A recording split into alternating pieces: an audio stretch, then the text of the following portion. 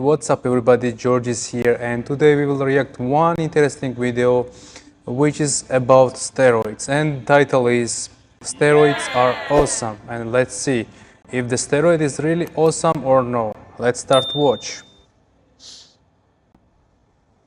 The problem with steroids is that they work, like really work. That's probably irresponsible for me to say, but if we're going to talk about the steroid epidemic, we need to do it honestly. Here's a 3-week trend cycle update for you guys. Volume trend in Thailand. Steroids build muscle way faster than something like creatine. It's not even close. If you started taking 5 grams of creatine every day for a year straight, you'd add about 2 pounds of extra muscle. If you started taking steroids at a normal bodybuilding dose, you'd probably add about 20 pounds of extra muscle that year. But it could be more depending on your genetics and how much you take. I'm a lifetime. Yeah, exactly. Creatine is also a very good source to build your muscle, and it's a very good supplement, but you cannot compare to steroid, and this is different. Let's continue studying. I'm a natural bodybuilder, and these are my testosterone levels right now. 485 nanograms per deciliter. That's right around the middle of the normal range for someone my age. This is bodybuilder Chase Irons, the world's most honest, enhanced bodybuilder. He also had blood work done this month. Where do you think his testosterone levels are? Maybe double mine or triple mine? Nope, his levels are literally off the charts. The test maxes out at 10,000 nanograms per deciliter, and his testosterone... That's crazy. That's crazy. Can you imagine how much testosterone he has compared to the natural bodybuilder? That's crazy. Was higher than that. He openly admits to taking a lot of gear, and this shows just how big the gap between natural and enhanced can get. More people are taking steroids now than ever before. Why is that? That's crazy. I think it's because more and more fitness influencers are opening up about their anabolic use. In theory, this honesty is a good thing. That's because anyone watching would be able to adjust their own expectations for their goals. If they're natural and they know their favorite fitness influencer isn't, they'd be able to lower their own standards and say, okay, well... I think to take the testosterone or any steroid, it's okay. If you want, you can take, and it's always better to go to doctor and make the test, and then if you want, then you can take. If you everything is okay, but I think it's not good to promote, and especially if you're like influencer or like some famous person, it's not a good idea to promote. Maybe some young guy or someone which is not good for him, he will start to use because he wants same body what you have, he wants same shape what you have, and he will not even to go to doctor. So that's why if people are promoting steroid or any supplement, I think it's always better to give advice to go to doctor and they check everything is okay or no, and then they can decide start or not steroid. Let's go, continue. Now I know that result isn't achievable for me. This kind of backfired. A lot of people didn't lower their expectations, they just started taking steroids. And the bigger problem is a lot of fitness influencers are only ever partially transparent. They say they're on steroids and they show their gains, but they rarely, if ever, show any of the bad stuff. So the only logical conclusion is that steroids are amazing. Everyone is saying the results, but they are not saying what is the side effect, what is the bad. That's misleading. So, to help you understand exactly what happens to your body when you take steroids, let's inject some juice together and see what happens next. Good and bad. This is testosterone enanthate. It's one of the most common forms of steroids that people take. It's basically just a testosterone molecule with a carboxyl group attached and dissolved in a vegetable oil so you can inject it. There's also some kind of aromatic compound like benzoyl benzoate in here, which prevents bacterial growth and helps the testosterone dissolve better. When you inject the needle into your muscle, a bubble of oil is squeezed in between the individual muscle fibers, which spreads out and forms this elongated shape. The testosterone molecules then slowly make their way into the bloodstream over the course of several hours. There, enzymes called esterases cleave off that carboxyl group, and then the testosterone is carried by molecules called binding proteins to the muscle. Yeah, it's very good explanation. A single muscle cell. Now its job is to make that muscle cell bigger. And if that's all that steroids did, that'd be sweet, and I'd be on them. But there's a lot more that happens. For one, your heart is also a muscle. So, of course, the same thing happens there. The testosterone enters your heart cells and tells your DNA to make your heart bigger. Having a big heart sounds like a good thing, but it's really not. When your heart grows, especially one compartment called the left ventricle, the extra bulk actually makes it harder for your heart to squeeze and relax. This means your heart won't be able to pump blood as effectively, which increases your risk of heart failure. Now, I want to say, I'm not the health police. You can do whatever you want with your own body, and I've got no problem with people who enhance. But I want people to at least be aware of exactly what you're doing and the full effect it has, good and bad. For example, not many people realize that steroids affect your brain. To explain this, I wanted to find someone with scientific education and first-hand experience with steroids.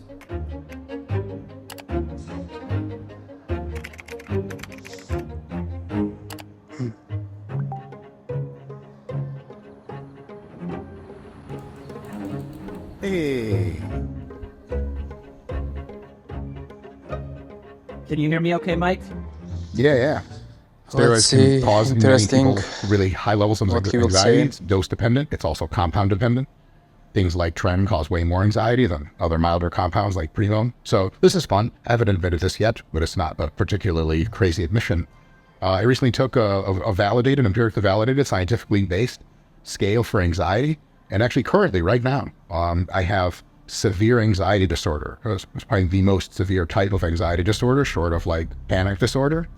And that's actually right now, as I talk, that's what I have. And another one, also Crazy. another psychological.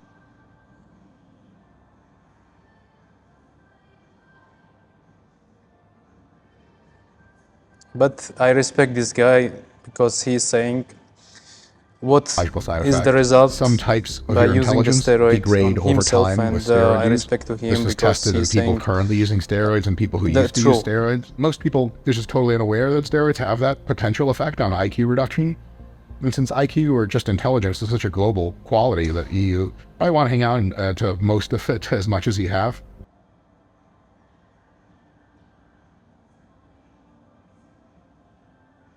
It's a real serious thing to trade off. And that tracks with Can the you science. imagine? This It 2021 can study decrease took even 3D your MRI IQ. scans of the brains of over 200 weightlifters. About half of them were natty, the other half enhanced. The scans revealed that the lifters who took steroids had a significantly bigger brain age gap. That means when they looked at the natural brains, their brain age matched their actual age. But the brains of the enhanced lifters looked much older than they should look for someone their age. Their brains were aging faster than they should be. The biology of steroids is fascinating. Most people take steroids because they want to look bigger and feel better about the way they look. And I get it. I want to look course. bigger and feel better too. And steroids will make you look bigger, but they might not help you feel any better about the way you look. They actually could make your body dysmorphia worse. That's because a lot of people think if they just start enhancing, then they'll look how they want. But just because you take gear doesn't mean you're going to look like sebum. And then when you eventually come off, you'll quickly lose a good chunk of the size that you put on and feel smaller than ever. At that point, it becomes near impossible not to go back on, take even more steroids, and the cycle continues. Again, that wouldn't really be a problem if steroids didn't impact pretty much every system in your body, but they do. After you inject, some of that testosterone is converted into a hormone called DHT, which causes hair follicles to shrink faster.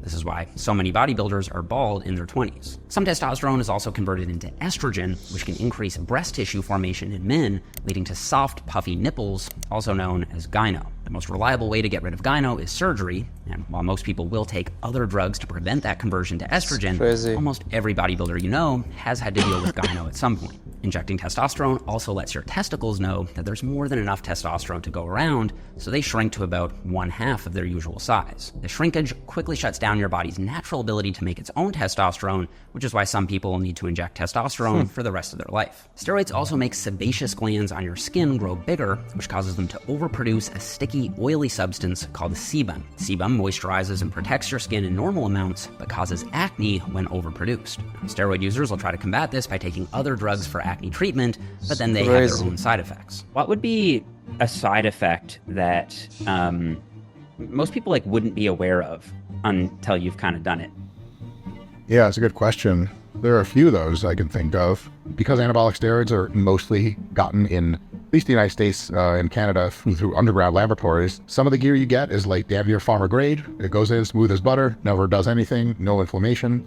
Some of the gear goes in there and boy, does it mess you up. And I have been personally hospitalized at least once for a non-infected but insanely immune responsive abscess. My quad was like half a foot out to one side. I've had friends get hospitalized for abscesses. The doctors have to cut your skin open, they have to drain it. And lastly, the term roid rage, but it's really aggression.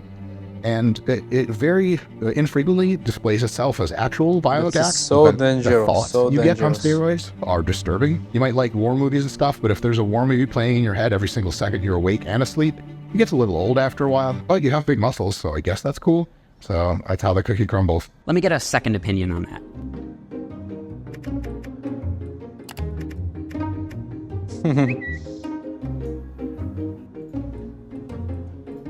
Hello.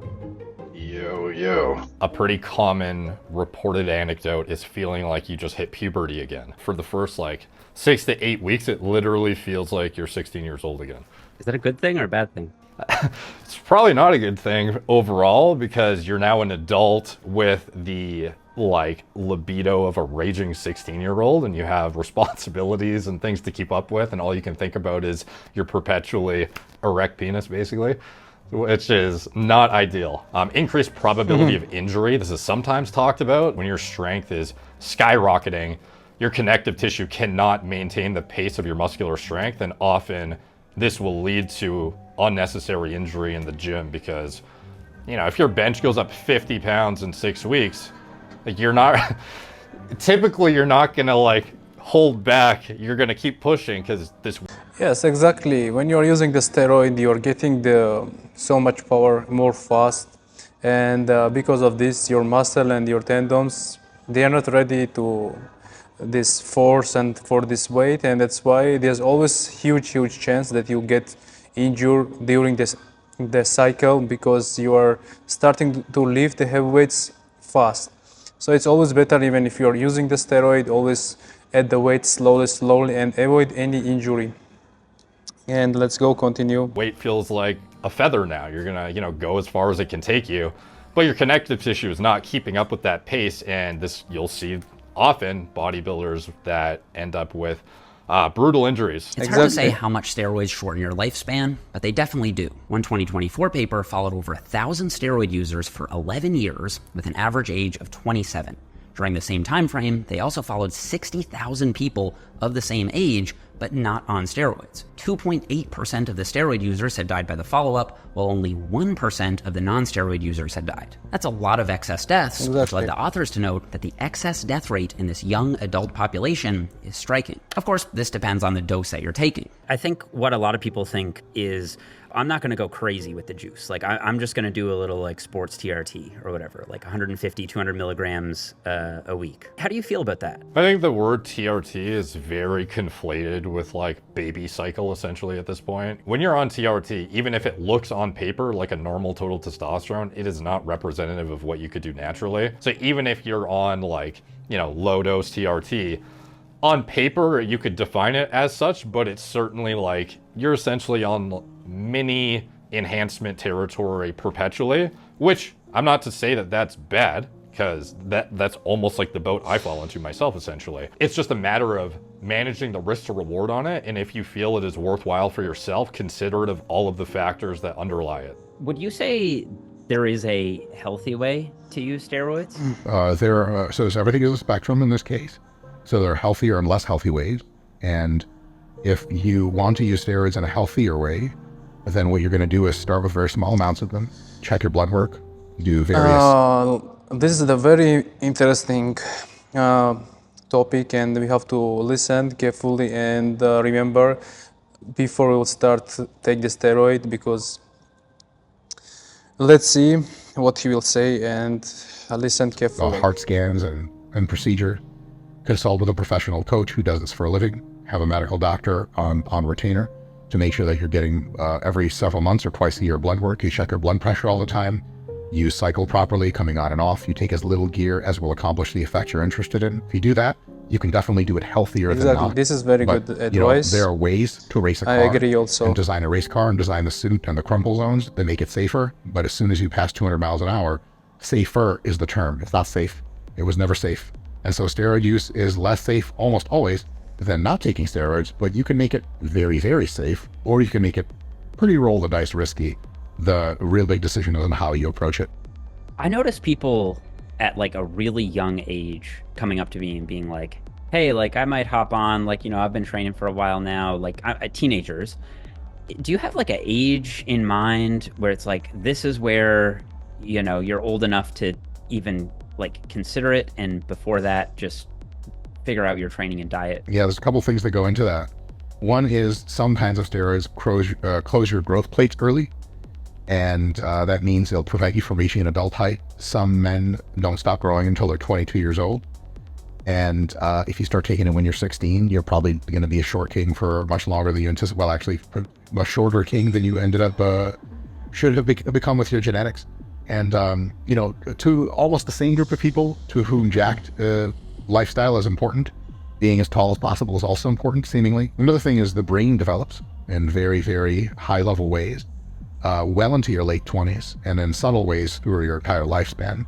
And so until about your mid-20s, I would say there's a high probability that steroids will stunt your brain development to a significant extent. And So that's why one of the main reasons why you don't need to take the steroid at early age, that there's the chance that your brain development will stop or it will reduce in early age. So there's no reason to start to take the steroid at early age, because minimum it can affect on your heart, it can affect on your brain development. So this is not joke.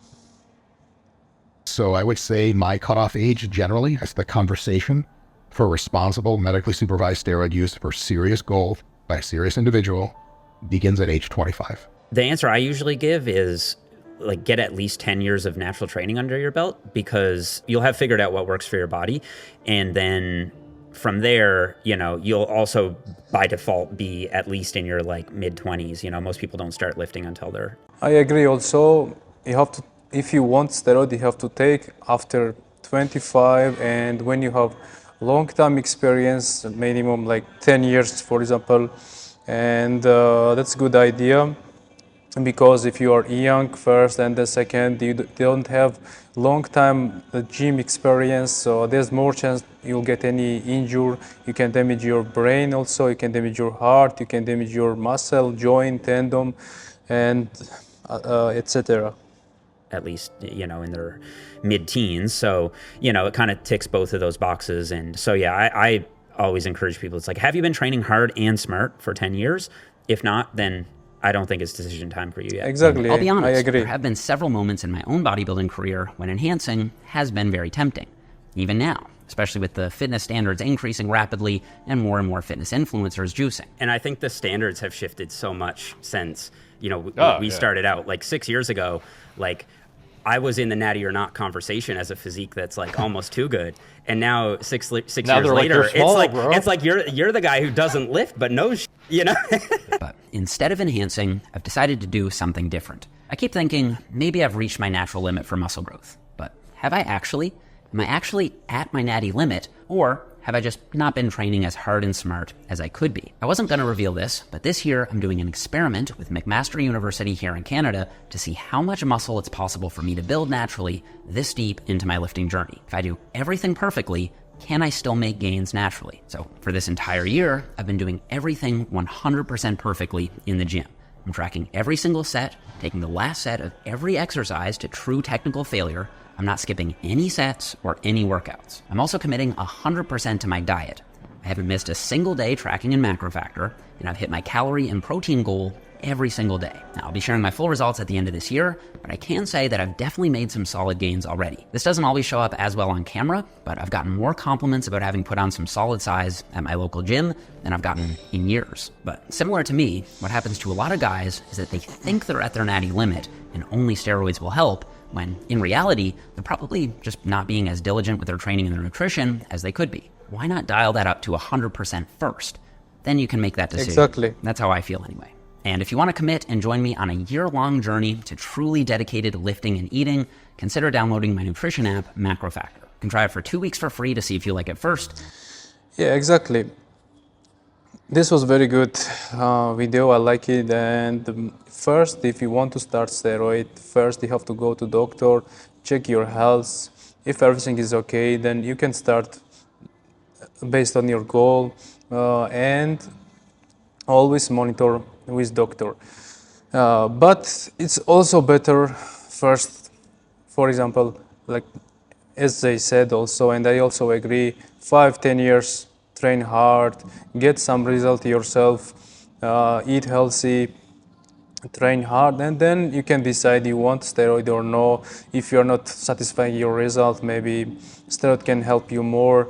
And this is today's video, and make sure subscribe my channel and like this video, and see you next time. Bye.